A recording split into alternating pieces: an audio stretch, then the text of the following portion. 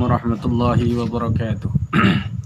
Alhamdulillahi wa kafa wassalatu wassalamu ala sayyidil habibil mustafa wa ala alihi wa ashabihi ahli sidki wal wafa.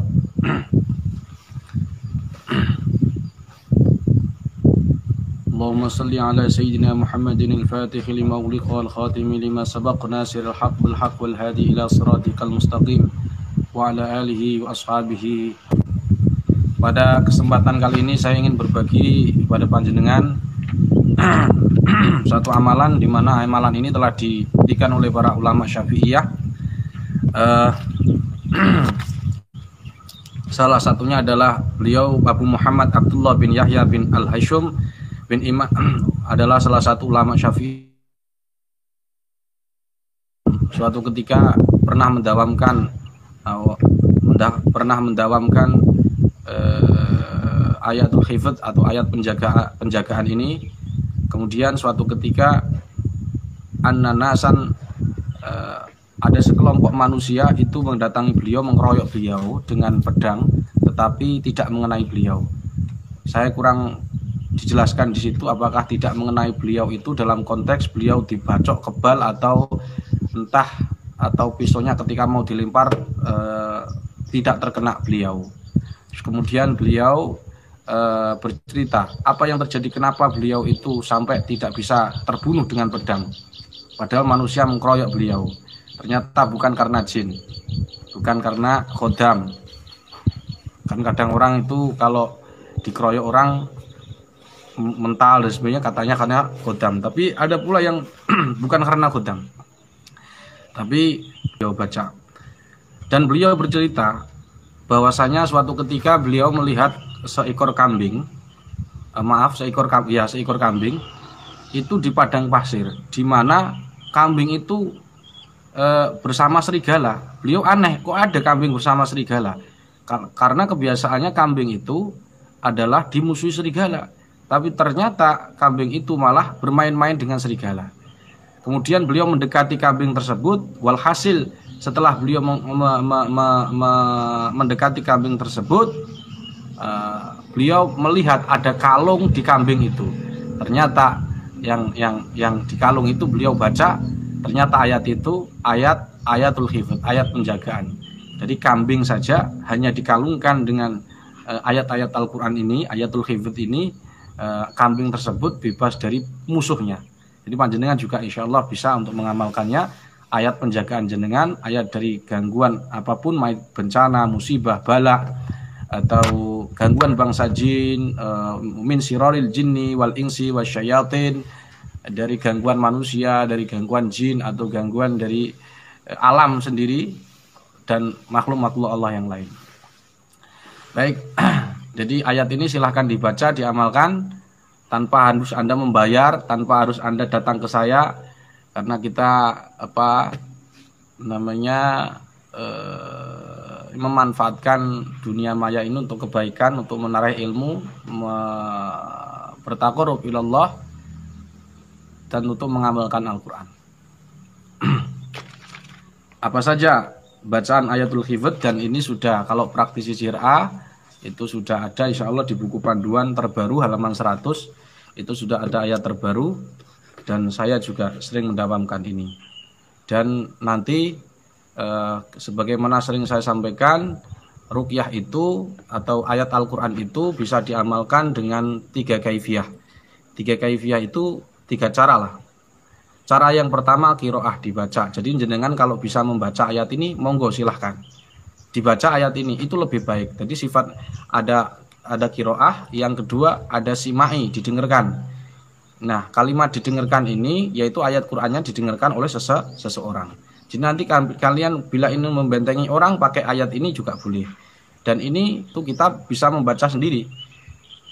Tapi kalau tidak bisa baca, misalkan ini orang awam lah, preman, ada dia musuhi orang, ya kita bacain dia supaya Allah menjaga dia begitu. Tapi ini adalah lantaran ayat ya. Bukan berarti terus ayat ini yang jaga dia ini ayat, enggak, yang jaga tetap Allah. Ya, jadi tauhidnya orang peruqyah itu harus kuat sehingga tidak mempercayai ayat menjaganya, tapi Allah yang menjaganya. Yang ketiga, kaifiyatul qiraah, kaifiyatul ruqyah, kaifiyatul ruqa adalah kitabah, ditulis. Jadi ayat ini nanti silahkan ditulis, tapi penulisannya adalah tidak boleh istihza ya, meremehkan Quran, yaitu dengan cara dipendem, tidak boleh dipendem, tidak boleh dimakan, tidak boleh ditaruh di pojok-pojokan rumah untuk menjaga rumah misalkan, tidak boleh. Ditulis itu maknanya adalah misalkan ditulis di piring boleh, terus dihapus, diminum boleh. Kemudian pada bayi itu boleh. Apakah boleh bayi itu dikasih tamimah, dikasih jimat? Jawabannya boleh. Jadi nanti kalau ada peruqyah yang melarang jimat pada anak kecil, mungkin saja kita husnudon kepada dia. Beliau mungkin belum membaca kitabnya atau sebuah hadis yang diriwayatkan dari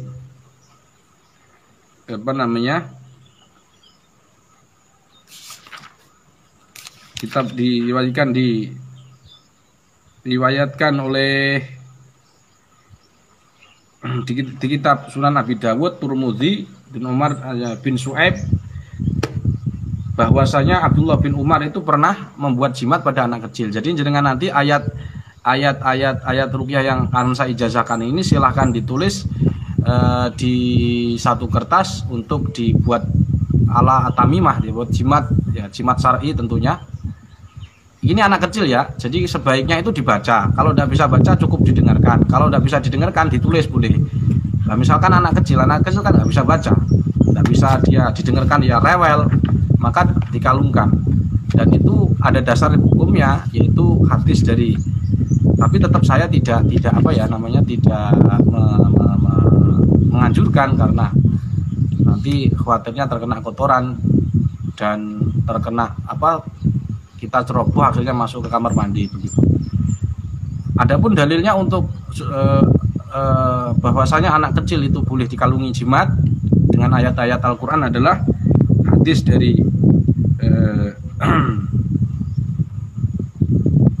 Umar bin Su'aib an abihi an ajadihi anna Rasulullah sallallahu alaihi wasallam kana yu'allimuhunna min al-faza'i kalimatin a'udzu bi kalimatillahi tammati min ghadabihi wa syarri ibadihi wa min hamazati syayatin wa yahdurun.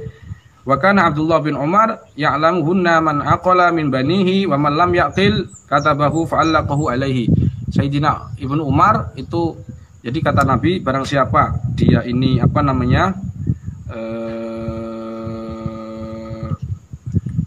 kaget ya, atau ada sesuatu yang membuat dia kaget atau takut, maka bacakan ayat ini, a'udzu bikalimatillahi tammati min syarri min ghadabihi wa min syarri ibadihi wa min hamazati syayatin wa yahdurun. Tapi Ibnu Umar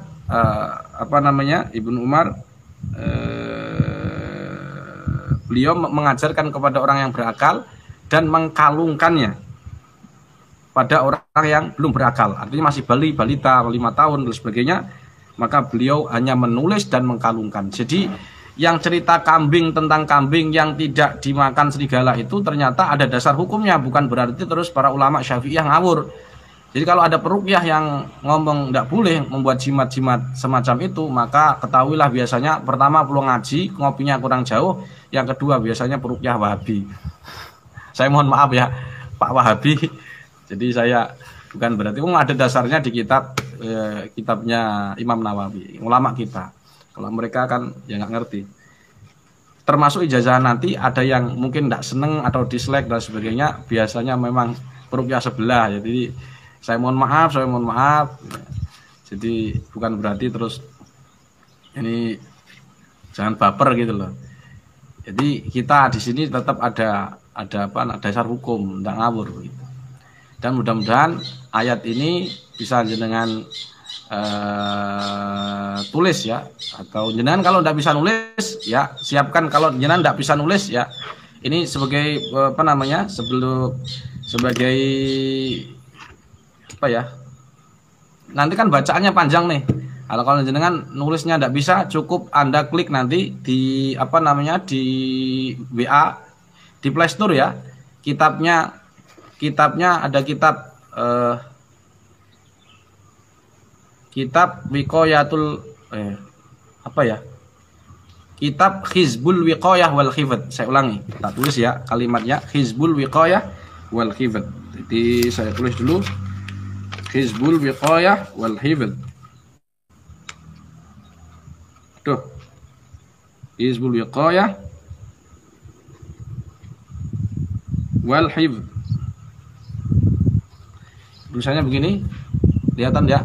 Aduh, Hizbul. Jadi nanti silakan di download di Play Store kitab Hizbul Wiqayah, ha ro ba alif lam wawu qaf ya ta. Hizbul Wiqayah wal Hifdz, wawu alif lam ha fa dha. Ditulis, nanti diklik, di sana ada ayat tentang ayatul hifdz, ayat penjaga. Di situ ada testimoni dari ulama Syafi'iyah bahwa beliau itu ketika dipenggal, digorok satu kampung, dikeroyok, beliau tidak mempan. Dan ternyata beliau mendawamkan kalimat ayatul hifdz ini. Bacaannya adapun nanti setelah saya baca, silahkan ucapkan qabiltu dan silahkan amalkan. Semoga bermanfaat untuk panjenengan dan semoga Allah Subhanahu wa taala menjaga panjenengan semua, keluarga panjenengan semua. Jadi anak-anak panjenengan yang pengen nggak ketempelan jin atau apa supaya santetnya tidak masuk ke rumah, dawamkan ini insyaallah. Atau ada hewan di jenengan rumahnya di hutan, bisa dibaca, didawamkan pagi sore. Mudah-mudahan manfaatnya sebagai berikut.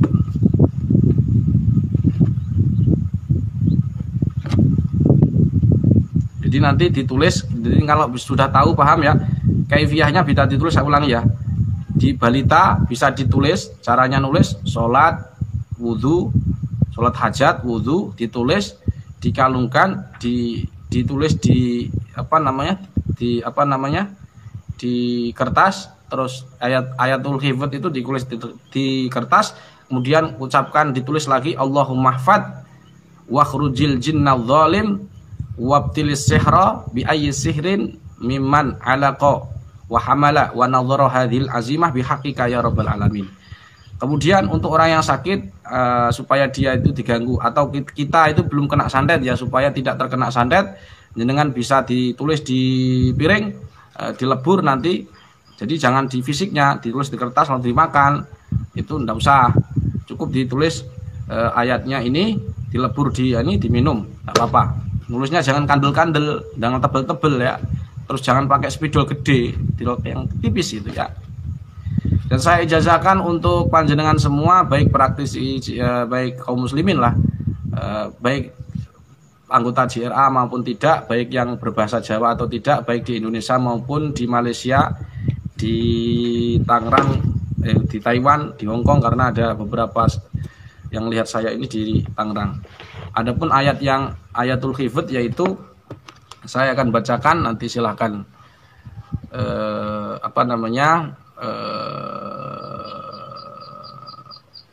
ucapkan dengan hati ikhlas, ucapkan qabil tuha, hanya rujuknya kembali ke ijazah, qabil tuha. A'udzubillahi minasyaitonirrajim. Bismillahirrahmanirrahim.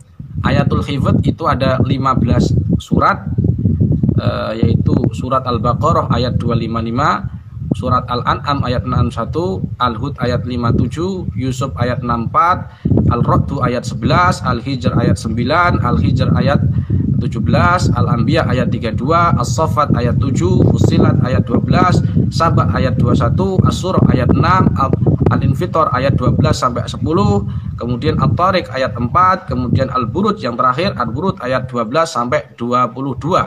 Jika digabung ayatnya sebagai berikut.